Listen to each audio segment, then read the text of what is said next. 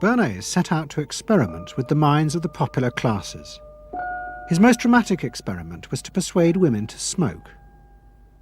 At that time, there was a taboo against women smoking, and one of his early clients, George Hill, the president of the American Tobacco Corporation, asked Bernays to find a way of breaking it.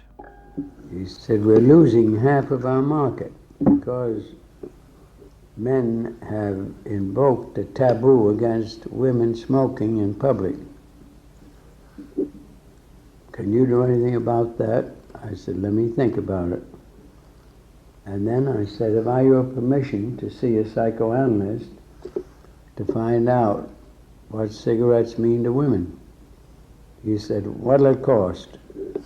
So I called up Dr. Brill, A.A. Brill, who was a leading psychoanalyst in New York at that time. How come you didn't call your uncle?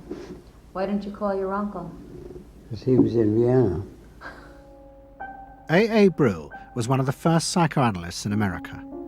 And for a large fee, he told Bernays that cigarettes were a symbol of the penis and of male sexual power. He told Bernays that if he could find a way to connect cigarettes with the idea of challenging male power, then women would smoke, because then they would have their own penises.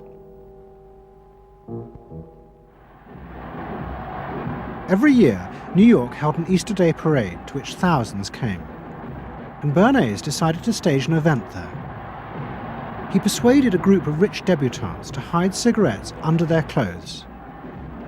Then they should join the parade, and at a given signal from him, they were to light up the cigarettes dramatically. Bernays then informed the press that he had heard that a group of suffragettes were preparing to protest by lighting up what they called torches of freedom. He knew this would be an outcry, and he knew that all of the photographers would be there to capture this moment.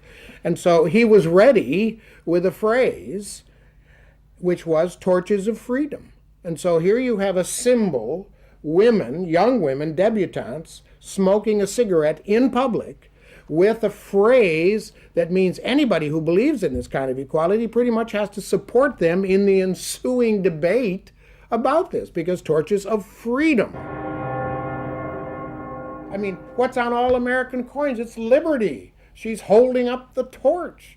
You see, and so all of this is there together. There's emotion, there's memory, there's a rational phrase, even though it's using a lot of emotional elements. It's a phrase that works in a rational sense.